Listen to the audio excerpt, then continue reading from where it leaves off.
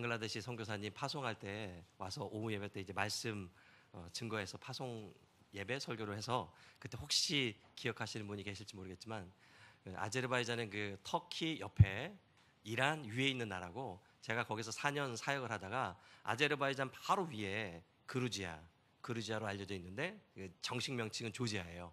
미국 조지아가 아니고. 그래서 조지아 커피는 안 납니다. 저희 동네. 그래서 그 조지아에 아제리 민족이 많이 살고 있는데 거기에 들어간 지 이제 6년. 그래서 아제르바이잔 4년, 조지아에 있는 아제리 민족 마을에 들어가서 산 지 6년에서 10년 이렇게 선교 사역을 마쳤습니다. 10년 마치고 선교대 때문에 잠시 왔는데 10년이면 참 많이 변하는 것 같아요. 저도 제일 많이 변한 게 뭔 것 같습니까? 제가 많이 변했어요. 제가 조금 더 제가 굉장히 젊어 보여서 동안인데 가끔 물어봐요. 어떻게 이렇게 동안의 비결이 뭐냐고. 철이 덜 들면 동안을 좀 유지할 수 있어요. 아멘. 이상한 아멘이 들리는 것 같은. 우리 사랑하는 조성희 목사님 귀하게 목회하시는 교회 와서 말씀을 나누게 돼서 너무너무 감사하고, 교회가 개척되자마자 후원하기 시작하셔서 4년 넘게 이렇게 후원해 주시고 기도해 주셔서 너무너무 감사하고, 특별히 우리 중고등부도 다음 세대들도 같이 예배 드리는 걸로 알고 있는데 아마 마지막 날이라서 밤 새셨을 거예요. 그죠? 잘 못 주무셨죠? 그래서 편안하게 그냥, 저 시험에 안 드니까 선교사잖아요. 괜찮아요. 편안하게 그냥 눈을 떴든 감았든 뭐 듣든지 안 듣든지 전하는데 익숙하니까 걱정하지 마시고, 막 졸다가 갑자기 뭐가 딱 들리면 이게 하나님의 음성인가 보다 붙잡고 사시면 됩니다. 선교사로 뭐가 제일 힘들었냐고 하는 질문들을 가끔 받아요. 여러분, 뭐가 제일 힘들었을 것 같아요? 뭐가 제일 힘들었을 것 같습니까? 질문입니다. 진짜 질문. 언어 힘들죠. 또 음식. 솔직히 힘들게 생겼습니까? 음식은 진짜 뭐 어떤 음식을 줘도 입맛만 진짜 타고난 선교사입니다. 여러 가지 힘든 게 있고 비자 문제, 뭐 환경이겠지만 저는 초창기 몰랐어요. 초창기. 근데 지금 돌아보면 뭐가 나를 제일 괴롭혔는가? 저는 무시당하는 게 좀 참 힘들었어요. 지금도 동안으로 보이는데 그때 선교지 떠났을 때가 37이었는데 저희 동네 사람들 털도 이렇게 많이 나고 막 그렇거든요. 한 19살만 돼도 이렇게 털이 이렇게 나가지고 뭐 초딩들이 봐도 저는 자기 또래로 보이고, 아직도 한 제일 많이 얘기해서 한 몇 살인 것 같냐 그러면 자기들끼리 물어봐요. 맞춰보라고 막 얘기 안 해주고, 제일 많이 얘기하는 게 한 32 이렇게 얘기를 합니다. 그래서 그런 말씀을 듣고 싶으시면 저희 동네로 오십시오. 다 20대로 그냥 뭐 30대로. 그러니까 처음에 가서 언어를 못하니까 당하게 되는 상황들이 참 녹록지가 않았어요. 그러니까 선교사가 아주 기도를 받고 진짜 열방에 복음을 전하기 위해서 뜨거운 마음 가지고 딱 가지만 선교제 막상 가서는 아무것도 할 수 있는 게 없습니다. 말을 못하니까. 그래서 말을 못하는 성인이 겪어야 되는 상황. 문화가 발달되고 외국인에 대한 이해가 있고 이런 데는 좀 모르겠지만 진짜 선교지는 거기에 대한 한국도 잘 모르고 하니까 처음에 제가 좀 견디기 좀 어려운 부분들이 있었습니다. 오늘은 귀한 말씀들을 우리 조성희 목사님 말씀을 통해서 많이 들으시고 선교지에서 있었던 간증들을 쭉 하면서 오늘 본문을 통해서 제게 주신 말씀을 좀 나눴으면 좋겠습니다. 가자마자 제가 겪은 일이었는데 어떤 낡은 아파트에 월세로 딱 이제 들어갔어요. 근데 한 달도 안 돼서 무슨 일이 있었냐면 수도가 고장이 난 거예요. 그래서 기술자를 찾아가지고 시장에서 이렇게 수소문해가지고 불렀습니다. 우리나라 돈으로 제 기억에 한 10만 원 정도, 10만 원 정도. 그때 선교지 막 가서는 모든 게 불확실하고 어려워서 10만 원도 큰 돈이었는데 그래도 어쨌든 흥정을 해서 왔어요. 데리고 왔어요. 저희 집에 데리고 왔더니 먼저 보고 아무 문제 없다고 하더니 수도 간 파이프를 일단 딱 자르는 거예요. 딱 자르고 나서 말이 달라졌어요. 이 공사는 대단히 어려운 공사라서 우리가 약속한 그 돈 가지고는 절대로 못하는 아주 큰 공사라고, 이렇게 돈을 달라고 얘기하는 거예요. 뭔가 당하는 느낌이잖아요. 그래서 좀 실갱이를 벌였더니 화를 내고 나 바쁘니까 정말 원하면 3일 뒤에 다시 오라고 하고 가버렸어요. 별 수가 없잖아요. 아는 사람도 없고. 그래서 3일 동안 기다린 다음에 다시 불렀죠. 여러분, 3일 동안 수도관이 잘렸다는 말은 뭐냐면 마실 물을 못 마신다는 얘기잖아요. 어차피 거기는 석회가 나오니까 물을 사 먹어야 되니까 문제가 없었어요. 3일 동안 씻지 못한다는 얘기예요. 그런 거는 잘 참게 생겼잖아요. 3일 정도는 참을 수 있어요. 이게. 근데 문제는 화장실을 쓸 수가 없어요. 이거는 참을 수가 없어요. 그래서 화장실 갈 때 버스 타고 아는 선교사님 가가지고 버스 타고 그 집에 가지고 큰 거 작은 거 밀어놨다가 이게 한꺼번에 보고 거기서 씻고 이러고 오고 버스 타고 오고 또 이렇게 3일을 기다린 다음에 다시 그 기술자를 불렀어요. 불러서 딱 왔더니 정말 자기가 원하는 그 충분한 돈을 받고 재볼 때는 너무 쉽게 고치고 가버리는 거예요. 야, 이게 뭐냐? 내가 선교지에 왔는데 이게 뭐 뒤통수를 맞았다 하는 그런 느낌 지울 수가 없었는데 사실 그때부터 조금씩 뭔가 시작되기 시작했어요. 거기는 한국을 몰라요. 저같이 생긴 사람은 딱 중국 왕서방처럼 이렇게 생각하고 중국 사람 하면 더럽고 가난하고 못 산 이런 사람이라는 인식이 있어요. 중국 경제가 많이 발달해서 참 좋고 뭐 좋은 물건들도 많이 있지만 저희 동네는 이제 보따리 장수들이 이렇게 와요. 1,000원, 2,000원에 싼 거 금방 망가지는 거 파는 사람들만 사실 이런 동네는 제3세계는 오거든요. 오니까 중국 사람 하면 후진 물건 만드는 사람 그리고 또 뭐 폭력 사건 일어나고 집 하나 얻어가지고 막 20명씩 살고 막 이런 사람들 인식이 있어서 중국 놈 하면은 그냥 놀리는 말이고 안 좋게 업신여기는 말인데 왕서반처럼 보이는 저로서는 아마 그렇게 길거리 가다가 애들한테 놀림을 많이 당했어요. 쫓아가다가 애들이 찡짱쫑 막 이러면서 막 놀리고 막 자꾸 그리고 막 너 몇 살이냐 막 이러고 우리도 존댓말이 있거든요. 그 문화도. 근데 너 몇 살이냐? 그러면 초딩 중딩들이 이렇게 물어보면 당황스럽죠. 민증을 까서 증명할 수도 없고 민증을 까냐고 믿을 수도 없고 애들이랑 그렇게 선교사가 와가지고 뭐 싸울 수도 없고 그래가지고 선택한 방법이 피해 다니는 거예요. 골목 이렇게 지나가다 애들 있으면 삥 돌아가요. 골목 안 지나가고 없으면 이렇게 지나가고 없다가 딱 지나갈 때 뭐 애들이 나타나면 좀 빠른 걸음으로 가기도 하고 시장에 가면 그렇게 좀 말 잘 못하고 어리와리하면 5,000원짜리가 한 5만 원 정도 돼요. 우리 무슬림들은 정직이 미덕이 아니거든요. 처세가 미덕이에요. 걸리지만 않으면 죄가 아니에요. 그러니까 말 잘 못하면 5,000원인데 5만 원. 그래서 실제로 그냥 뭐 그렇게 바가지 써서 이제 사온 적도 있고. 사람들이 좀 거칠어서 막 자꾸 썩은 거 이렇게 담아주면 내가 좀 좋은 거 고르면 밀고 내보내요. 너한테 안 판다고 나가라고 막 쫓겨나 보게 되고요. 시장에서. 그래서 시장에서 선택한 방법이 나한테 친절한 사람한테 사는 거예요. 물건이 좋든 많든. 그리고 물건이 있든 없든 딱 봐가지고 친절한 그 사람 딱 찍어놓고 거기에 가가지고 그 사람이 파는 그 물건을 사는 거예요. 이렇게 좀 거칠고 무례하고 좀 돈 밝히는 그런 민족이라는 그런 인상이 좀 많이 있었어요. 지금 생각해보면 제가 말을 잘 못해서 당하는 일이었겠지만 외국인에 대한 이해가 없었으니까 흔히 누가 당하는 일이었어요. 우리 애들도 처음에 와서 이렇게 동양인 애들을 처음 보니까 동네 애들이 지금 이해합니다. 이게 관심의 표현이라는 거. 근데 그때는 자꾸 돌을 던져요. 친해지려고 했는지. 그다음 한 번은 돌을 맞고 들어와가지고 애들이 좀 충격받아가지고 집 밖에 못 나가고.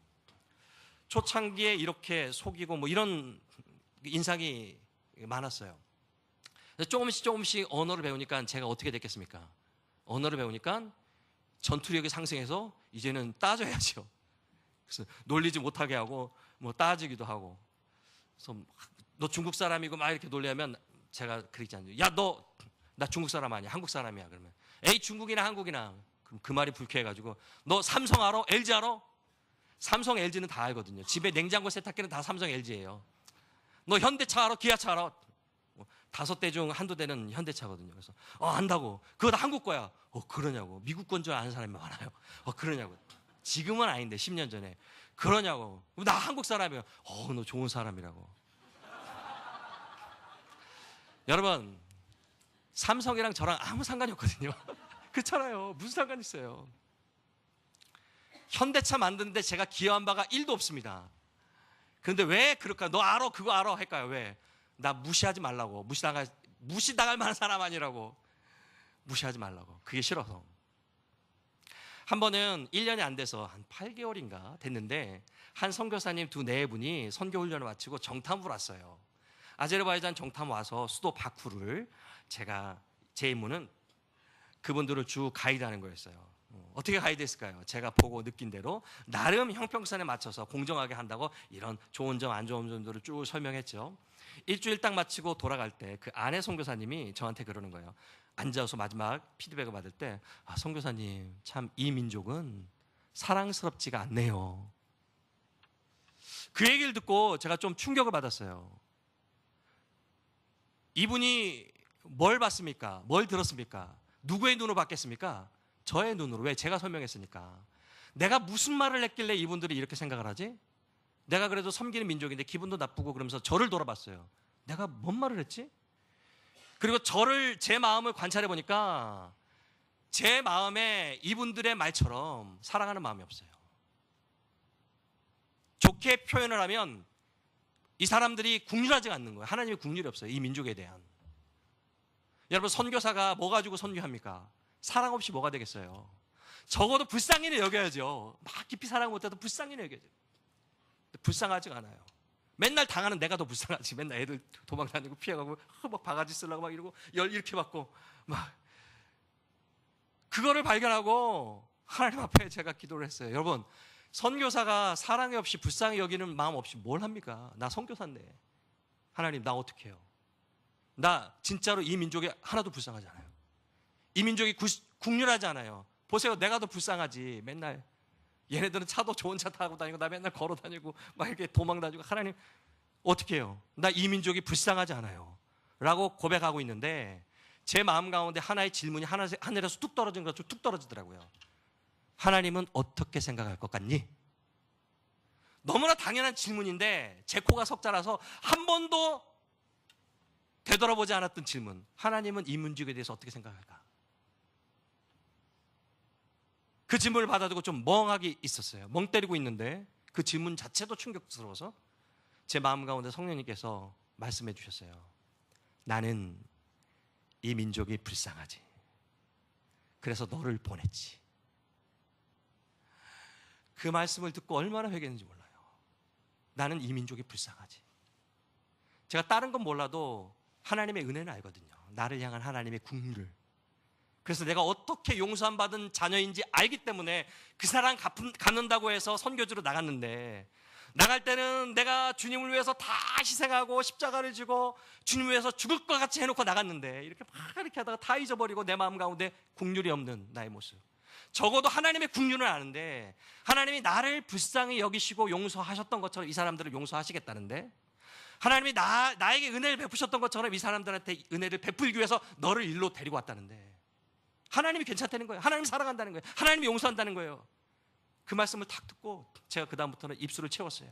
주님이 괜찮다는데, 주님이 사랑한다는데 내가 그거는 아니까 내 마음 가운데 있는 부정적인 에너지들을 확 깔아. 진짜 순식간에 싹 가세요. 주님이 괜찮대, 주님이 사랑한대, 주님이 용서한대.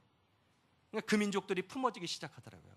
그 사람들이 그러니까 내가 여기 있는 거야. 이 사람들이 이러는 건 당연한 거예요. 무시하고 막 이렇게 모르는 게 당연한 거예요. 그러니까 내가 있는 거지. 안 그러면 선교사가 뭐가 필요하겠어요. 마음속에 에너지가 확 불고 그 사람들을 품게, 그 사람들을 국률이 여기게 조금씩 사랑하게 됐어요. 사랑하는 여러분, 오늘 우리가 읽은 본문 말씀에 보면 예수님께서 누구든지 나를 따라오려거든 라고 말씀을 하시죠. 여러분, 예수님 믿으세요?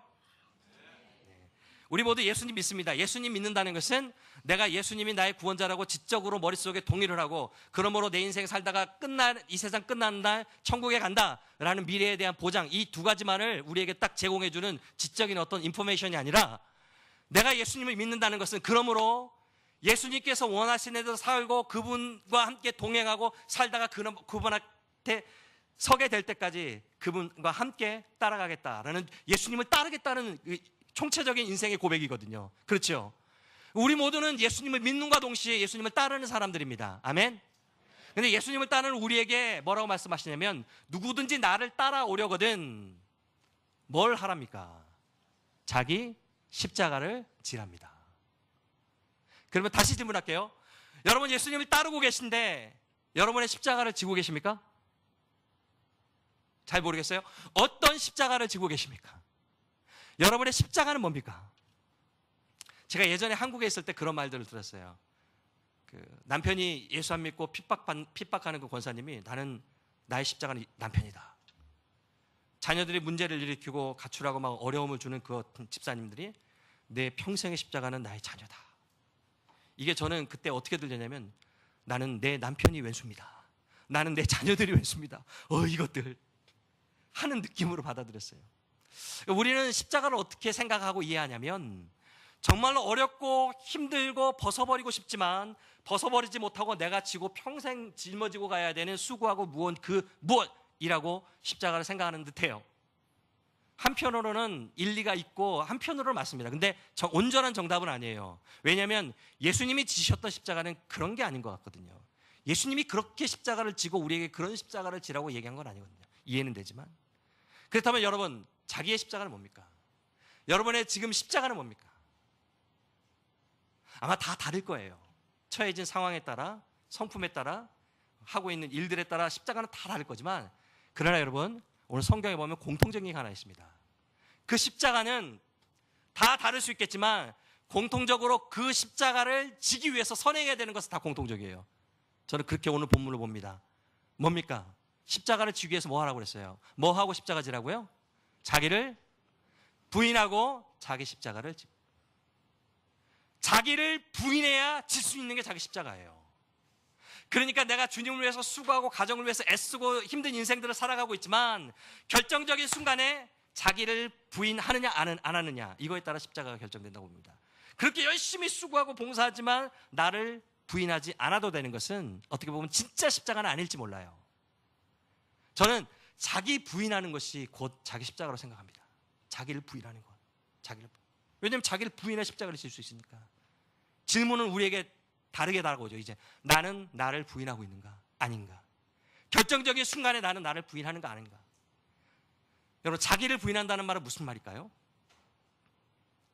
자기 부인, my wife. 죄송합니다. 이게 아재의 피가 자꾸 억누를 수가 없어요. 이렇게 해놓고 스스로 성취감을 느끼는 이거 미안합니다. 우리 다음 세대는. 여러분은 잘 절제하시기 바랍니다. 자기 부인. 자기를 부인하는 게 뭘까요? 저에게는 선교제를 돌아보면서 저에게 있어서 문정배 선교사에 있어서 자기 부인은 뭐냐면, 주님, 나 무시당해도 괜찮아요. 무시당하는 게 너무 싫었어요. 주님, 나 무시당해도 괜찮아요. 주님을 위해서면. 주님, 나 손해보고 억울해도 괜찮아요. 예수님을 위해서라면. 주님, 나 아파도 괜찮아요. 주님, 나 창피하고 쪽팔려도 괜찮아요. 수치스러워도 괜찮아요. 주님, 나 가난해도 괜찮아요. 주님, 나 망해도 괜찮아요. 주님, 나 죽어도 괜찮아요. 정말 주님을 위해서라면. 망하고 아프고 그런 삶을 살라는 게 아니라 결정적인 순간에 이것들이 왔을 때 주님을 위해서라면 나 다 괜찮습니다. 특별히 선교제에서 처음 만난 저의 자기 부인은, 주님, 나 무시당해도 괜찮아요. 무시를 막 당해보니까 알겠더라고요. 내가 얼마나 교만했는지. 손해보고 억울한 일 막 당해보니까 알겠더라고요. 내가 얼마나, 말은 안 그렇지만 내 뿌리 깊은 이기심이 나에게 있는지. 세상은 우리에게 자존심을 지키랍니다. 그러나 주님은 나를 따라오려거든 자기를 부인하랍니다. 세상은 네 손에 있는, 네 환경에 있는 모든 것의 주인이 너니까 네가 갖고랍니다. 그러나 주님은 그것이 다 내 것이니까 나에게 맡기랍니다. 당신이 지키시고 가꾸시고 보호하시고 만들어가는 당신 거라고 합니다. 나의 건강도, 나의 재산도, 나의 명예도, 나의 자존심도, 나의 자녀도, 나의 건강도, 나의 인생 전부가, 나의 자녀의 미래도 당신 거랍니다. 선교지에서 2, 3년 우리는 언어 배우면서 사역을 못하게 돼 있어요. 2, 3년 언어를 배운 다음에 그 다음에 사역을 하라. 문화 적응이 굉장히 중요하니까 장기 선교사들한테는 그렇게 합니다. 그래서 2년, 3년 언어를 마친 다음에 내가 이제 어떻게 본격적으로 사역을 할까 고민하던 중에 한 가지 중요한 사실을 발견하게 됐어요. 아제르바이잔이 이 무슬림 국가인데 이 아제르바이잔 바로 위에 옛날 명칭은 그루지아예요. 근데 요즘에는 정식 명칭이 2012년부터 조지아로 바뀌었습니다. 원래 러시아식 발음이라서 러시아랑 전쟁이 일어난 다음부터 이제 그루지아나 조지아나 같은 의미거든요. 그래서 조지아로 바꿔달라고 세계 요청해서 미국 조지아랑 지금 조금 헷갈린데, 어쨌든 그 그루지아 조지아에 아제르바이잔 그 무슬림들이 50만 명에서 100만 명, 인구가 한 400만 밖에 안 되는데 인구 한 4분의 1 정도, 5분의 1 정도가 이 아제리 사람이라고. 통계도 정확히 없어요. 인구 센서스도. 미니멈 50만 명, 많으면 100만 명. 그렇게 되는 아제리 민족이 있는데 그 사람들에게 복음을 전한 선교사가 없는 거예요. 선교사가 없다. 교회도 없고 믿는 공동체가 없다는 얘기를 들은 거예요. 그 사실을 딱 발견하게 되고 그럼 선교사가 없는 곳으로 가야 되잖아요. 아제르바이잔에 선교사가 나름 있었어요. 한국 선교사님들도 한 40명 정도 있었고, 외국 선교사님들도 있었고. 그래서 선교사가 한 명도 복음을 전하지 않는 그 땅 가서 복음을 전해야 된다라는 선교적인 당위성, 하나님의 필요를 발견하게 됐어요. 그래서 그때부터 이야기하기 시작했어요. 그루지아로 가야 된다. 조지아로 가야 된다. 선교사가 아제르 선교하려면 여기가 아니라 그쪽에 가서 이렇게 새롭게 해야 된다. 아직까지 선교사가 없는 그런 곳으로 가야 된다 막 이야기하고 있었는데, 어느 날 저녁에도 그렇게 다른 선교사들이랑 이야기하고 있었는데 제 마음 가운데 훅 들어오는 음성이 있었어요. 저에게 성령님이 이렇게 훅 들어오세요.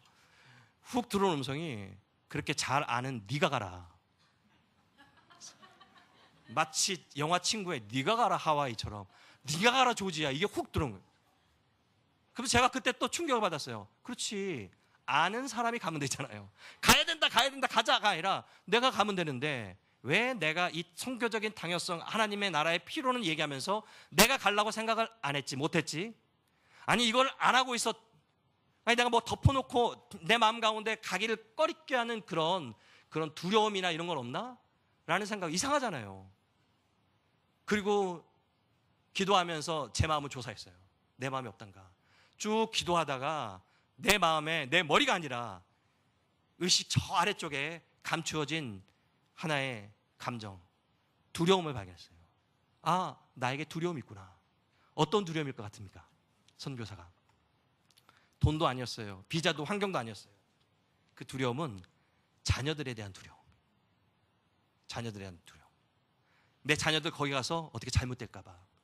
아제르바이잔은 무슬림 국가고 그리고 거칠고 힘들지만, 그럼에도 우리에게 위로가 되는 건 뭐냐면, 선교사 자녀 학교가 있었어요. 인가된 학교도 아니고 작은 학교라 학년도 6학년에서 9학년까지밖에, 1학년부터 이제 중학교도 제대로 없지만, 그래도 좋은 게 미국 선교사님들이 와가지고 영어로 가르쳐주면서, 또 거기에서 정말 중요한 거는, 아이들 무슬림 사회에서 너무나 힘들잖아요. 아이들의 감정도 다뤄주고 영적으로 케어해주고 찬양하고 양육해주는 거. 그래서 우리가 무슬림들이랑 같이 살면서 하지 못하는 것들을 그 MK 학교가 해주는 거예요. 신앙 공동체예요. 이게 참 좋은데, 아제르바이잔 떠나 MK 학교가 없는 저 조지아에 있는 시골 마을에 들어가면, 딱 시골 마을은 그냥 현지 공립학교인데, 뭐 현지어 배우고 뭐 그런 거 괜찮아요. 근데 얘네들이 제가 당하는 거 다 당해야 되잖아요. 더 당해야 되잖아요. 애들이 얼마나 더 앞뒤 안 가리고 그러겠어요. 애들이 막 당할 일들 생각하니까 거기에 대한 두려움이 저에게 있다는 사실을 발견하게 됐어요. 내가 애들 때문에 두려워하고 있구나. 애들 잘못되면 선교지 접을까 봐 그것 때문에 걱정하고 있구나 라는 사실이 파악이 됐어요. 그 파악된 저녁날 밤에 얼마나 울었는지 모릅니다. 말로는 주님을 위해서 다 드릴 것처럼, 뭐 선교사하면 대단하게 보잖아요. 실제 딱 보면 자기 자식들 걱정한다고, 진짜 하나님이 원하시는 그 필요를 보지도 못하고 덮어놓고 있는 나. 그래서 그때 회개하면서, 하나님, 저는 목사도 아닙니다. 하나님, 전 선교사도 아니에요. 이 말만 해서, 하나님, 난 선교사도 아니에요.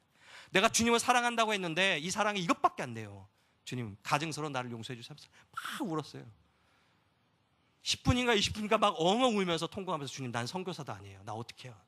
나 같은 게 난 크리스찬, 주님 사랑하는 것도 아니, 주님 용서해 주세요.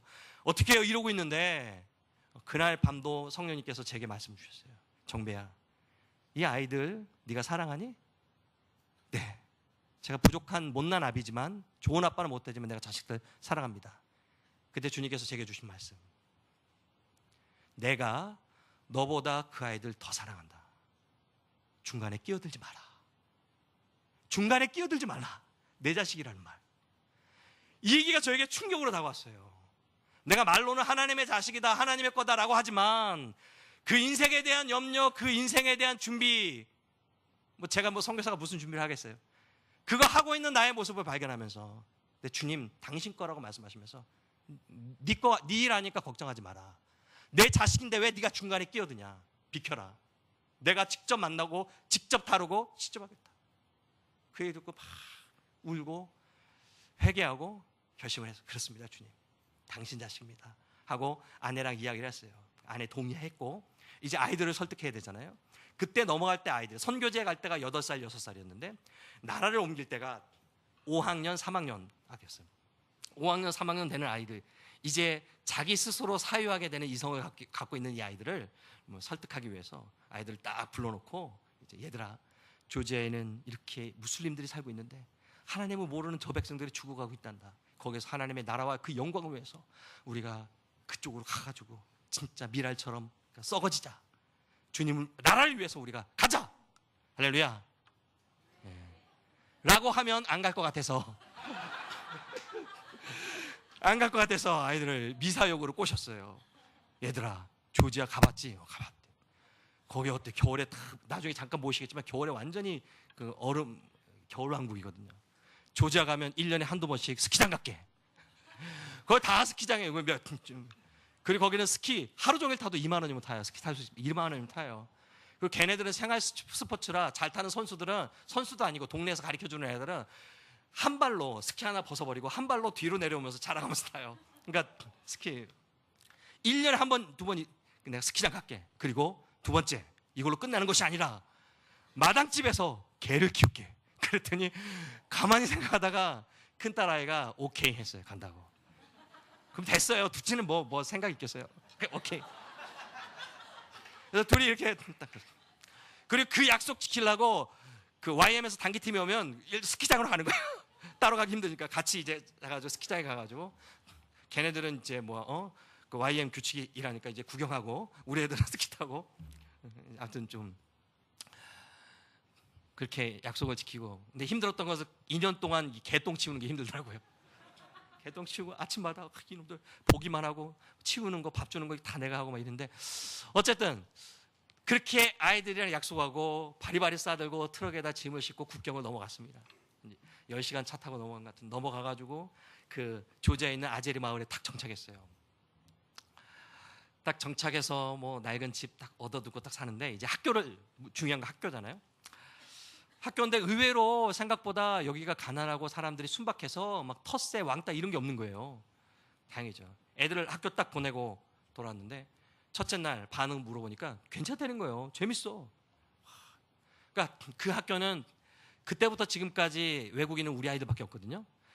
그러니까 선생님들이 다 조지아 말밖에 못해요. 그 영어 아는 선생님 하나 없고, 그 영어, 거기는 1학년부터 12학년이 계속 같이 공부를 하거든요. 학교가 그렇게 돼 있는데 영어 선생님만 이제 영어를 좀 해서 담임 선생님, 교장 선생님 영어를 하나도 못해요. 근데 어쨌든 우여곡절 끝에 교육부에서 인가를 받고 이게 들어갔어요.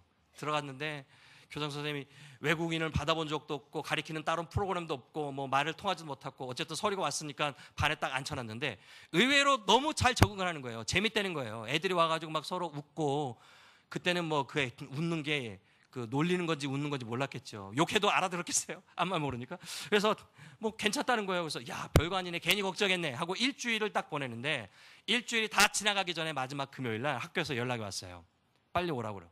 그래서 아내랑 둘이 달려갔더니 학교가 좀 난리가 났어요. 웅성웅성되고 제 아들이 울고 있고 그 옆에 애들이 구경하고 있고, 선생님, 담임 선생님 어쩔 줄 몰라 하고, 교장 선생님 얼굴이 사색이 되고 애들 둥그렇게 이제 복도에 다 나가지고 구경하고 있고, 갑자기 제 둘째 아들, 3학년 된 아들이 이게 운다는 거예요. 펑펑 울기 시작하는 거예요. 때린 사람이 있냐? 때리는 것도 아니고, 선생님이 야단쳤냐? 야단친 것도 아니고, 갑자기 운다는 거예요. 잘 지내다가. 그래서 물어봤어요, 아들한테. 야, 너 은재야 왜 울어? 이름이 은재인데, 은혜로 사람들을 건지라고 은재인데, 울고 있어서 야, 왜 울어? 그랬더니 세 가지 이유를 대더라고요. 첫 번째, 갑자기 앞이 캄캄해졌대요. 그래, 그럴 수 있지. 두 번째, 갑자기 다리가 막 후들거렸대요. 그래, 그럴 수 있지.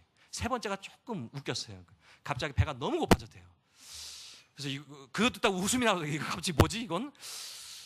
근데 어쨌든 데리고 왔어요. 지금 생각해 보니까 이게 공황 증세인 것 같아요.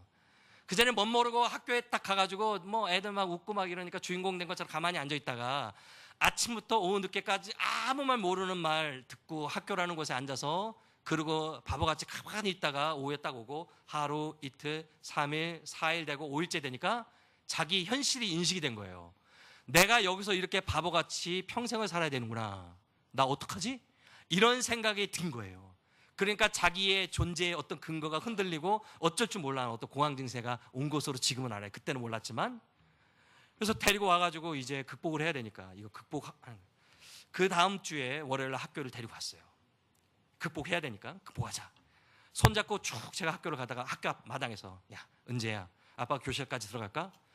기특하게도 아니야 아빠가 교실까지 들어가면 내가 눈물이 날 것 같아. 여기서 헤어지재요. 딱 들어가는데 고개를 툭 떨구고 무거운 가방 메고 어깨 축 처진 어깨로 도살장에 끌려가는 양소처럼 이러고 가는 거예요. 아무도 안 보고 이미 지난주에 유명인사가 돼서 지나갈 때 애들이 다 쳐다보고 있고 제가 뒤에서 차마 못 가고 그냥 몰래 쫓아갔어요. 쫓아가다가 보니까 교실 앞에 딱 들어가가지고 자기 책상에 가방을 탁 놓고 탁 앉아서 그때부터 울기 시작하는 거예요. 버텨야 되니까 아빠는 갔겠고 버텨야 되니까 차마 못 보고 밖에 나가서 창문 뒤에서 이러고 봤어요. 1층이라 봤더니 선생님이 들어와도 울고 있고 뭐 수업 나가도 울고 있고 차마 못 보겠더라고요. 아무도 뭐 노터치예요. 얘는 울고 있고 버티고 있는 거. 그래서 차마 못 보고 왔어요. 아들은 거기에서 울고 있고 저는 오는 길에 막 눈물이 나더라고요. 어떻게 이거 이제 3학년이니까 이제 10살입니까? 어떻게 뭐 이러면서 그래서 하나님 앞에 하나님 당신 거라며요. 중간에 끼어들지 말라며요. 당신 자식이니까 알아서 하세요. 나 중간에 안 끼어들게요. 그리고 그 다음부터 제가 학교를 안 갑니다. 그리고 아내를 보냈는데 아내가 한 뭐 3주 4주를 어떻게 하냐면 애랑 같이 학교 가가지고 탁 마당에서 앉아있고 학교를 보내면 그 교실로 보내면 수업 종 땡치면 그 마당에 있다가 학교로 교실로 들어가고 거기에서 쉬는 시간 종 땡치면 나와가지고 엄마랑 같이 마당에 있다가 땡치면 들어가고 땡치면 나오고 이러고 밖에서 엄마가 있나 없나 보고 뭘 하나도 못 알아들으니까 그렇게 첫째 주 지나고 둘째 주 지나고 셋째 주 지나고 넷째 주쯤 되니까 이제 엄마도 안 와도 되겠대요. 그리고 애가 적응을 했고 그리고 지금 6년이 지났습니다. 저 뒤에 앉아있지만 키는 이제 저보다 크고 얼굴에 뽀송뽀송 수염도 나고 조지아 말을 지금 현지어를 굉장히 잘합니다. 제 민족은 아제리 민족이라서 사역은 아제리어로 하지만 조지아 관공서 가가지고 이러면 제 아들이 다 통역을 하고 뭐 일을 처리를 이렇게 하고 작년까지 이 아이의 꿈이 뭐였냐면 아빠 나는 선교사가 될래. 그러면 좋으면서도 제가 억제했어. 너 선교사가 아무나 되는 줄 알아? 조지아는 돼지고기가 정말 맛있거든요. 방목을 해요. 풀을 뜯어먹어서. 너 조지아 돼지고기 맛있어서 너 선교사 되라고? 아니야 아빠. 너 공부도 많이 해야 되고 너 뭐 막 이래요. 막 이렇게 괜히 으름증. 야, 네가 또 원해야 되지만 하나님 너 부르셔야 되고 막 아유 알았어 아빠. 나 선교사가 되고 싶어. 그러더니 작년에 아이들이 저는 못 왔는데 아이들이 3년 만에 한국에 왔거든요. 그러니까 3년 만에 모처럼 청소년기에 좀 눈이 뜨인 다음에 한국에 딱 온 다음부터 부작용 너무 좋았는데 선교사가 된다는 얘기 안 해요 이제. 그때까지는 지가 본 게 선교사밖에 없어요. 근데 이제는 선교사 말고 수많은 길이 세상에 있다는 걸 알고 이제는 선교사가 되겠다는 얘기를 안 하고 얼마 전에 선교 대회에서 MK드 그 수련회가 선교사 자녀 수련회가 따로 있었는데 그 담당하는 선교사님이 이러시는 거예요. 2명이 선교사로 헌신했다고 기뻐하시라고. 그래서 제가 마음속에 야 얘가 다시 헌신했나? 이래가지고 기다리고 있어서 수련회 마친 다음에 어땠냐? 좋았대요. 불러가지고 야 2명이 헌신했다며. 그랬대요. 혹시 너 아니야? 내가 미쳤어? 아니, 나겠어? 이렇게. 그래서 지금 기도하고 있어요. 한 번밖에 없는 인생, 하나님을 위해서 정말 가치 있는 일들이 많은데 얘가 이미 언어 다 익숙하고 뭐 문화 타문화 익숙한 이런 아이들이 가면 얼마나 쉽게 할 수 있겠는가 기도하고 있는데 자유야 마음대로 해. 난 기도만 하면. 세상은 다 네 거라고 해요. 네 자식이고 네 건강이고 네 물질이고 너의 명예를 지키고 너의 자존심 지켜라. 근데 주님은 그것도 당신 것이라고 합니다.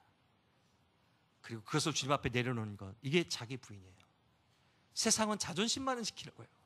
그러나 주님은 나를 따라오려거든 자기를 부인하고 자기 십자가를 지라 합니다. 사랑하는 여러분, 우리 주님이 뭐가 아쉬워서 우리에게 선교의 사명을 맡기셨을까요? 주님 그렇게 무능한 분 아닙니다. 저 같은 선교사가 없는다고 주님께서 선교 못 하실까요? 아니에요. 우리 무슬림과에서 모든 선교사가 다 나가도 주님 직접 일하십니다. 지금 우리 이란에 어떤 일이 일어나냐면 아제르바이잔 아래가 이란인데 이 이란의 인구의 3분의 1이 우리 아제리 민족이에요. 이란 인구가 한 7천만 정도 보는데 2,500만 명이 아제리 민족이 살고 있어요. 이 민족도 이 조지아에 있는 제가 살고 있는 아제리 민족처럼 수백 년 동안 살았는데 2차 대전 이후에 제정 러시아가 무너지고 2차 대전 이후에 국경이 그렇게 나눠져서 이 사람들은 평생 대대손손 살았던 아제리 민족인데 갑자기 이 사람들은 이란 국적이 됐고 이 사람들은 아제리 국적이 됐고 이 사람들은 조지아 국적이 된 거예요.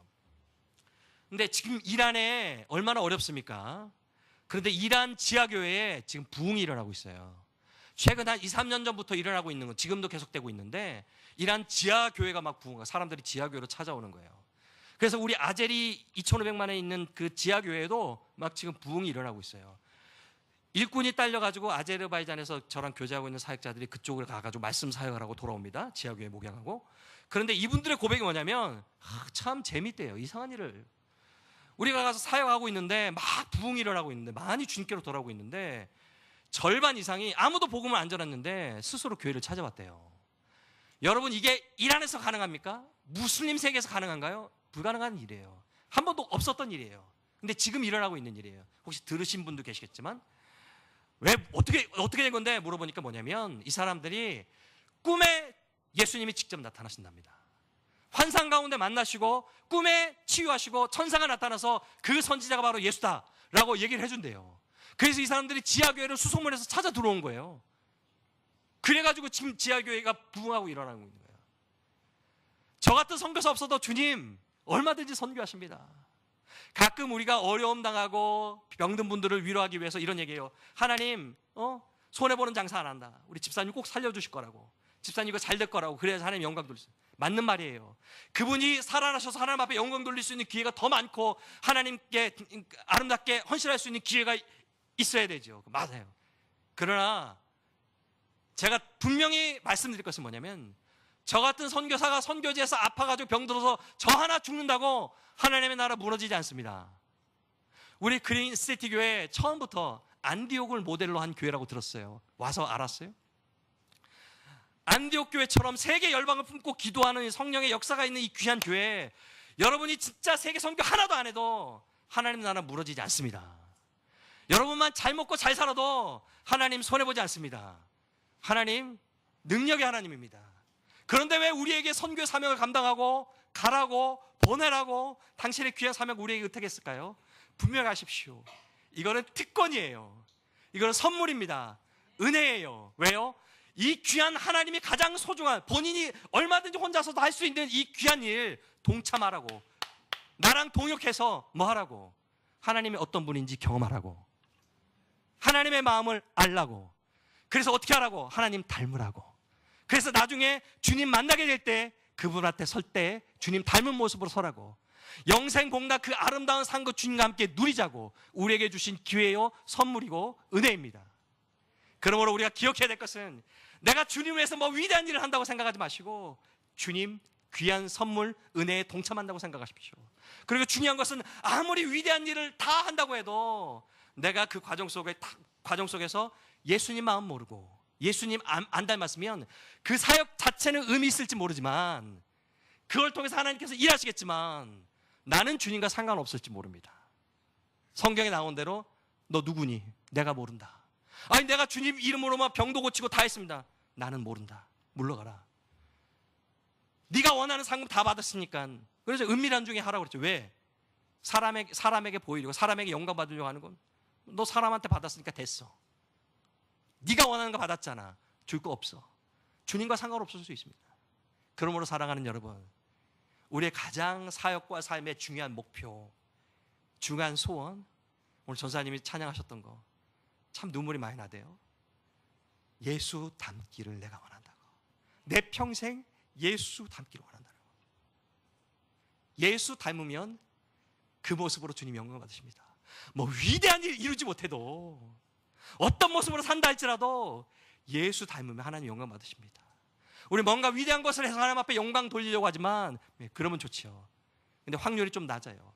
100%의 확률은 뭐냐면 내가 예수 닮으면 무엇을 했던 안 했던, 뭘 이뤘던 못 이뤘던, 어떤 모습으로 살던, 대학에 들어갔던 못 들어가던, 뭐 하나님 앞에 바칠 수 있던 바치지 못하던, 건강하던 아프던, 살던 죽던 나의 모습을 통해 우리 주님이 100% 영광 받으실 줄로 믿습니다. 그래서 저의 선교의 목표는 뭐 이런저런 선교의 목표들이 있고 뭐 전략도 있고 있지만 가장 중요한 거 예수 닮는 거. 내가 예수 닮을 때 진짜 선교가 된다. 내가 예수 닮아야 진짜 선교가사가 된다. 라는 이 중요한 목표를 10년을 겪으면서 찾았습니다. 예전에 2년 반 정도에 우리 교회에, 우리 그린시티 교회에 한번 온 적이 있었는데, 그때도 잠깐 언급해서 혹시 기억하시는 분이 계실지 모르겠지만, 제가 몸에 이상이 있어서 급하게 4월 달인가 이렇게 왔어요. 그래서 귀하게 첫 번째 파송인지 두 번째는 모르겠는데, 그 파송 예배 때 제가 설교할 수 있었는데, 몸에 문제가 생겼어요. 다른 뭐 의학적인 고급스러운 단어가 생각이 안 나서 그냥 직설적으로 얘기하면, 소변을 보는데 뭐 피덩어리가 뚝 떨어지는 거예요. 이게 뭐지? 가만히 봤더니 뚝 떨어져가지고 쭉 흘러요. 아, 피네? 지켜봤더니 가끔 흐르다가 자주 흐르고, 자주 떨어지다가 매번 떨어지고, 매일 떨어지고 막 이러는 거예요. 그리고 이게 점점 커져요. 나중에 이제 포도 껍데기처럼 이렇게 크고, 그러다 나중에 점점 이제 색깔도 이제 물색깔이 이제 피색깔로 나오고, 소변이 한 달 기다렸고, 한 2달 기다렸고, 석 달쯤 되니까 걱정이 되더라고요. 야, 이게 뭐지? 지나갈 줄 알았는데 안 지나가서 파송교회에 연락을 했어요. 목사님, 이만저만해서 내가 한번 검사 받았으면 좋겠습니다. 목사님, GMS 선교 이사장이거든요. 목사님께서 말씀하시기를, 선교사가 뭘 해야 돼요? 목숨 걸어야죠. 기도하고 목숨 걸고 선교지에서 진짜 기도하고 나서라 라고 했으면 섭섭했겠죠. 그런데 문성교사, 기도도 좋지만 일단 와가지고 검사하고 기도하자고. 그 말이 어찌나 위로가 되든지. 그런 건 순종 빨리 합니다. 바로 비행기표 끊어가지고 바로 한 일주일 만에 바로 넘어왔어요. 넘어오는 비행기 안에서는 이게 한 10월 달부터 이랬다가 제가 한 1월 아닌가 11월 달부터 했다. 아무튼 석 달 더 기다렸거든요. 이제 넘어오는 비행기 안에서는 처음부터 끝까지 진짜 검붉은 피가 쭉 나오더라고요. 그래서 야, 아내한테 만약에 무슨 문제가 생기면 당신이 알아서 정리하소, 아이들이랑 이러고. 그리고 이제 왔죠. 와가지고 검사를 하는데, 여기 안양에 있는 샘병원 저희 선교단체랑 조인돼서 거기서 검사를 하는데, 빨리 검사를 해줘서 말씀하시기를, 이거는 정말 운이 좋으면 결석일 수도 있고 돌일 수 있으니까 깨면 된다고. 그런데 석 달 동안 통증이 없었거든요. 통증이 없다면 이거는 아마 종양의 가능성이 크니까, 암의 가능성이 크니까 수술 준비하고 그렇게 들어가가지고 가면 종양을 떼내고 그다음에 조직 검사하고 이후에 절차를 하자고 얘기를 해서 전신 마취를 수술 준비를 하고 들어갔어요. 들어가서 싹 검사를 했는데, 그때 기억하시는지 모르겠지만 아무것도 발견이 안 됐어요. 할렐루야입니까? 놀렐루야입니까? 눈으로 소변 검사 보면 피가 뻘개요. 근데 아무것도 없다는 거예요. 여기 밑에서부터 신장 콩밥까지 다 내시경 가지고 검사하고 수술도 가지고 검사했는데 아무것도 안 나온다는 거예요. 모르겠다는 거예요. 그래서 의사가 하는 말이 모르겠습니다. 모르겠대요. 뭔지를. 제일 안 하는 말이 모르겠다일 거예요. 의사가. 뭐 이런저런 가능성이 있습니다. 지켜봅시다 라고 했을 때, 제가 선교사하고 선교 관련된 그런 거니까 선교사님 모르겠어요 얘기하더라고요. 그랬더니 집안 어른들이 난리가 났어요. 돌팔이 병원이라고. 선교사 뭐 한다더니 역시 이거 별거 안 되는 그런, 그래 안 된다고 꼭 검사하자고. 그래서 아산병원을 잡고, 아산병원 딱 날짜를 잡고 제가 한 달 끊었는데 마지막 주에 아산병원 가기로 하고 기다려야 되더라고요. 그렇게 하고 집에서 기다렸어요. 한 건 아무도 연락 안 하고, 그때 조성희 목사님만 연락이 됐어요. 아무도 연락 안 하고 안 만나고 그냥 집에서 그냥 우리 교회도 보고 안 하고 먹고 자고. 이세돌이 그때 알파고랑 바둑 뒀는데 바둑 두는 걸 다 봤어요. 먹고 자고. 바둑 문외 아닌데 그거 다 보면서 먹고 자고 응원하고, 한 판 이겼다. 먹고 자고. 그런데 여러분, 곤란한 일이 생겼습니다. 한 거는 먹고 자고밖에 없는데 피가 점점 옅어지는 거예요. 옅어졌을 때 교회 왔어요. 이러다가 아산병원에서 검사할 때는 깨끗하겠네 하고 걱정이 되더라고요. 이 걱정해야 되는지 좋아야 되는지 모르겠는데 걱정이 되더라고요. 야, 이거 아산병원에 갈 때 아무것도 안 나오면 어떡하지? 감사해야 되는데 둘 중에 하나잖아요. 병명을 찾지 못했든지 아니면 좋아졌든지. 근데 또 그러고 거기 가면 또 다시 이제 시작되면 어떡해요? 막 그러고 날짜가 점점 다가오는데 그리고 마지막 주에 여기 파송 예배 설교하고 그때도 그런 얘기했어요. 아무것도 없을 것 같다고 걱정하고 설교를 마쳤는데 아산병원 가서 딱 검사를 했을 때 진짜 제 육안으로 아무것도 안 보이고 다 검사를 한 결과 특진 제일 좋은 교수님 이렇게 딱 연결해서 했는데 그 교수님이 하시는 말, 나중에 피가 다시 나면 다시 오래요. 지금은 아무것도 깨끗하다고 웃으면서 간단해요. 한 1분 2분 피가 다시 나면 다시 오세요. 그거 허다하게 맞죠. 그래서 지금까지 괜찮아요. 근데 뭐 의학적인 어떤 설명은 신장 쪽에 뭐 사고체의 문제, 어떤 면역력 그 이상이라는 어떤 의학적인 설명은 가능합니다만 원인이 뭐였을까요? 우리가 흔히 얘기하는 스트레스밖에 없잖아요. 뭐 피로, 스트레스, 뭐 별로 필요한 것 같지는 않고 원인이 스트레스잖아요. 스트레스는 외부적인 환경보다도 그것을 받아들이는 내가 중요한 거거든요. 원인이 스트레스라는 그 결과를 놓고 제가 고민에 빠졌어요. 아니 내가 나름 이쪽으로 넘어와서 아제르바이잔에 있을 때보다 훨씬 더 재밌게 사역을 하고 뭔가 시작이 되고 뭐 하는데 내가 뭐 때문에 이렇게 스트레스를 받았지? 제 모습을 돌아봤어요. 내가 어떻게 살았지? 사역을 보니까 나름대로 뭐 잘하려고 몸부림치고 막 이렇게 하려고 뭐 열심히 하려고 막 이렇게 했던 아동바동하는 그 모습들이 착 주마등같이 스치면서 한 가지 사실이 제 스스로 자각이 되더라고요. 야, 나는 참 예수님을 안 닮았다. 이게 깨우쳐지더라고요. 문정배, 제가 저에게 고백을 해서 문정배, 넌 참 어떻게 그렇게 예수님을 안 닮았니? 예수님이 이 정도 스트레스에 이렇게 되겠어요? 그것을 발견하고 그때가 새벽 1시쯤 됐는데 한 20분 동안 방바닥을 굴면서 막 울었어요. 주님, 나는 너무나도 당신이 안 닮았어요. 막 울었어요. 나 같은 거 선교사로 보내서 AS 한다고 당신도 고생이고 나도 고생이고, 여러분 저 때문에 현지인들은 안 힘들었겠어요? 막 열심히 하는 사람 주변에 다 힘들죠. 뭐 고생이고 막 울면서 주님, 나는 너무나 예수님 안 닮았어요. 왜 이렇게 예수님을 닮고 싶은데 예수님을 안 닮았어요? 그것을 깨닫고 더 내놓기 시작했어요. 그리고 더 확연한 게 내 삶의 목표, 내 사역의 목표, 예수 닮는 것. 잠깐 보시겠지만 지금 뭐 재미있게 여러분이 기도해주고 후원해 주셔서 재미있게 사역을 하고 있어요. 무슬림 뭐 교회를 세울 수 없는 지역이니까 그 사람들이랑 친구가 돼가지고 작게 그냥 뭐 그렇게 보잘것없지만 재미있게 제 수준에 맞게 열심히 사역하고 있는데, 그런 거 다 지나갈 거고 정말 중요한 것은 이 사역 다 끝나고 내가 주님 앞에 서게 될 때에 그 주님 앞에서, 주님, 내가 이제 주님 마음 더 알아요. 주님, 나 진짜 옛날보다 당신 더 닮았죠? 주님, 내가 주님만 바라보고 왔어요. 내가 주님이면 충분했어요. 라고 솔직하게 고백하고 주님 품에 안기는 그 순간, 이 됐으면 좋겠다 하는 마음의 소원.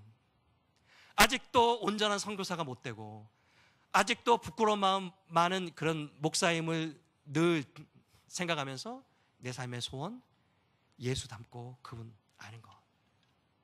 그럴 때 주님 영광 받으십니다.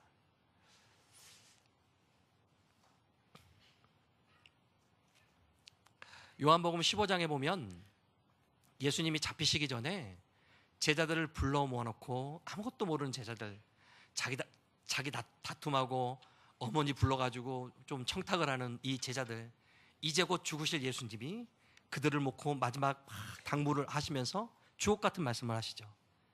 그런데 제 마음 가운데 확 온 게 요한복음 15장 중후반절에 보면 많은 말씀하시면서, 이것을 내가 너희에게 이름은 내 기쁨이 너희 안에 있어 너희 기쁨이 충만하게 하려 함이라.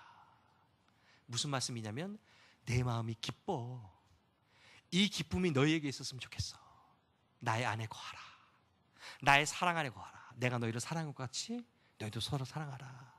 나는 포도나무여 너희는 가지지. 내 안에 가면 가시를 맺겠다. 이런 주옥 같은 말씀. 아무도 몰랐는데 예수님만 알았거든요. 어떤 고통과 어떤 비참한 모습으로 당신이 죽임을 당하실지 제자들은 몰랐는데 주님은 알았죠. 그런데 뭐라 합니까? 얘들아, 내 마음이 기쁘거든. 이 기쁨이 너희에게 있었으면 좋겠어. 이게 어떻게 가능합니까?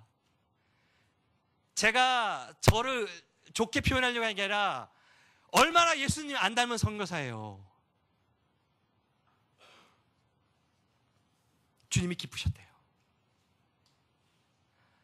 마태복음 11장 28절에 주님께서 우리에게 하신 유일의 말씀이 있습니다. 수고하고 무거운 짐진 자들아 다 내게로 오라. 내가 너희를 쉬게 하리라. 아멘. 그래서 우리가 주님께로 갑니다. 그런데 주님께로 갔는데 쉼이 없어요. 더 힘든 것 같아요. 하지 말아야 될 거 많고 왜 이렇게 달려볶지? 왜 이렇게. 왔는데 쉼이 없어요. 중요한 건 그 뒤에 말씀이에요. 와라 해놓고 그 뒤에가 핵심. 나는 마음이 온유하고 겸손하니 내 멍에를 메고 내게 배우라. 그리하면 너희 마음이 쉼을 얻으리니. 와서 배우라. 이는 내 멍에는 쉽고 내 짐은 가벼우니라. 이게 비결입니다. 와서 내게 배우라. 왜냐하면 내 멍에는 쉽고 내 짐은 가벼우니. 그러면 너희 마음이 쉼을 얻으리니. 아멘. 네, 여러분 이게 무슨 말씀인지 아세요? 이거 진짜 어려운 말씀이에요. 주님의 멍에가 쉽고 주님의 집이 가볍대요. 그러니까 와서 배우래요. 여러분 세상에 어려운 집이 예수님의 멍에 아닙니까? 어려운 멍에가? 세상에 가장 무거운 짐 지신 분이 예수님 아니에요? 근데 예수님이 내 멍에는 쉽대요. 그리고 내 짐은 가볍대요. 그러니까 와서 내게 배우래요. 내 멍에를 메고. 그러면 너희 마음이 쉼을 얻는데요. 아니 우리 인생 쉽지 않잖아요. 만만치 않잖아요. 우리 학생들도 만만치 않잖아요. 그런데 아무리 어려워도 주님보다 더 어려운 멍에를 메신 분 계세요? 아무리 무거워도 온 세상 죄의 짐을 억울하게 혼자 감당하고 있는 예수님보다 더 무거운 짐은 없을 거예요. 내가 선교라서 감당하고 있는 이 짐, 멍에 예수님과 비교하면 이게 1000분의 1 되겠습니까? 10,000분의 1 되겠습니까? 그 스트레스 비교도 안 되겠죠. 그런데 주님이 내 짐은 가볍고 내 멍에는 쉽대요. 와서 배우래요. 핵심 뭡니까? 나는 마음이 온유하고 겸손하니. 사랑이라는 거, 사랑. 그 주님의 사랑. 내 사랑을 알고 내 사랑을 배우라고. 그 사랑 안에 쉼이 있고 사랑 안에 능력이 있고 사랑 안에 길이 있다는 거예요. 사랑하는 여러분, 얼마나 예수님 닮으셨습니까? 솔직히 많이 아직 너무 멀었거든요. 그러므로 여러분, 우리가 주님을 위해서 솔로몬과 같은 성전을 건축하지 못한다 할지라도 주님을 위해서 예수 닮으시기를 주님의 이름으로 축복합니다. 그럴 때 주님 여러분을 통해서 영광 받으십니다. 예수 닮는 거는 어떻게 특별한 게 아니라 핵심, 자기를 부인하고 자기 십자가를 지는 것. 주님이 중요하기 때문에 나 무시당해도 괜찮고, 나 창피해도 괜찮고, 나 억울해도 괜찮고, 나 가난해도 괜찮고, 아파도 괜찮고, 아프고 가난하고 그렇게 살라는 게 아니에요. 그러나 결정적인 순간에 주님을 위해서 그것을 선택해야 된다면 내가 그것을 선택할 수 있어요. 다 괜찮아요. 왜? 주님이 중요하니까. 주님이 내게 가장 크게 보이니까. 이거 다 지나가고 나를 만나주시 주님을 내가 기대하니까 나머지는 다 사소하게 되는 것. 그래서 내가 이래도 괜찮고 저래도 괜찮고 자기를 부인하고 주님 동행하다가 주님 마음 알고 주님 닮아가는 이 아름다운 인생의 여정을 주님과 동행할 때, 사랑하는 여러분, 우리에게 기다리는 것은 사랑스러운 주님의 그 따뜻한 품입니다. 바라기는 이제 다 하셨으니까 오후 예배 이렇게 설교에 맡겨주셔서 너무 감사하고 성도들을 많이 알게 됐는데, 이 조지아 선교를 위해서 기도해 주실 때 여러 가지 기도 제목이 있겠지만 예수님 안 닮았다고 저 고통받는 저 선교사 예수 닮게 해주세요. 기도해 주시고 예수 닮은 제자들이 나타날 수 있게 해주세요. 기도해 주시고 여러분도 한 2년 뒤에 3년 뒤에 또 다시 만날 수 있을 텐데 더 주님 닮고 주님 마음 이해하는 주님의 자녀로서 이렇게 만나고 이 길을, 믿음의 여정을 함께 했으면 좋겠습니다. 하나님께서 여러분을 통해 영광 받으실 줄로 믿습니다. 마지막으로 3분짜리 영상 잠깐 보여드리고 마치겠습니다. 조지아 영상.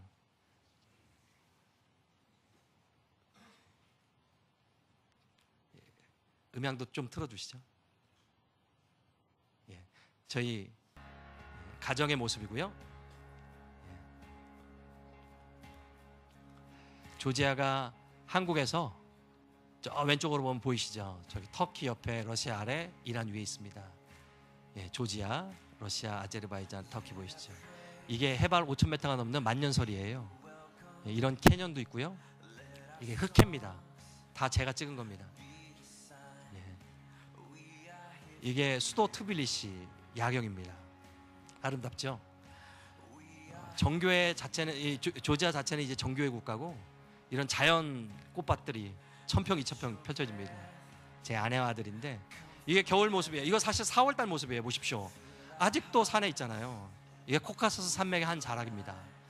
3,300m에서 제가 찍은 건데 보십시오. 쫙 왼쪽에 펼쳐지는 코카소스 산맥이 우리 그린시티 교회를 향해 열려 있습니다. 예, 내가 주일날 저녁마다 모임하는 셀 모임 아이들. 처음 갔을 때 13살, 14살 아이들이었는데 기타 가르치고 축구하면서 지금 6년을 같이 살았는데 얘네들 중에 한 4명 정도는 진짜 신실한 크리스찬이 됐고 한 3명 정도는 절반. 다 물론 다 예수님의 이름으로 예배하고 찬양하지만 한 2-3명 정도는 아직 무슬림이에요. 맨 주일 저녁마다 이렇게 가정 모임으로 예배를 하고요. 저렇게 수염 나도 제가 20살이에요. 20살. 제가 사랑하는 아이들. 멋있습니다. 아이들. 동네 아이들 모아놓고 어린이 사역을 합니다. 그래서 제 아들이 게임을 인도하고 제가 영어 노래를 가르치고 또 현지 동역하는 현지 자매가 말씀 전하고 제 아내가 공작 활동 같은 거 하면서 동네 아이들을 섬기고 있습니다. 이제 애들이 좀 나이가 들어서 12살, 13살 된 아이들이 있어서 이렇게 기타 교실도 하고 질릴까봐 짧게 해요. 한 5주씩, 6주씩 이렇게. 금방 포기하거든요. 이 아이들.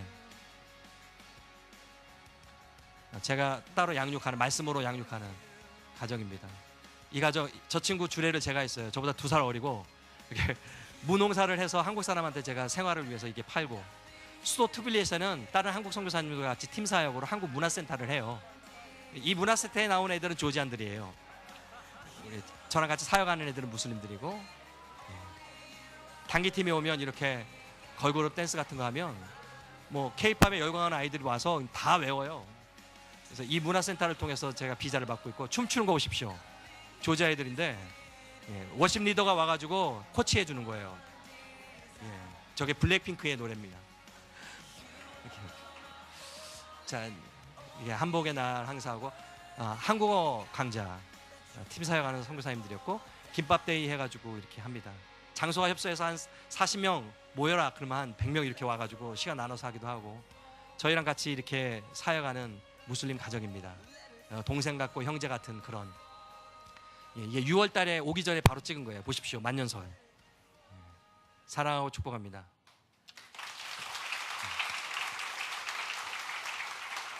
기도하겠습니다. 주님 감사합니다.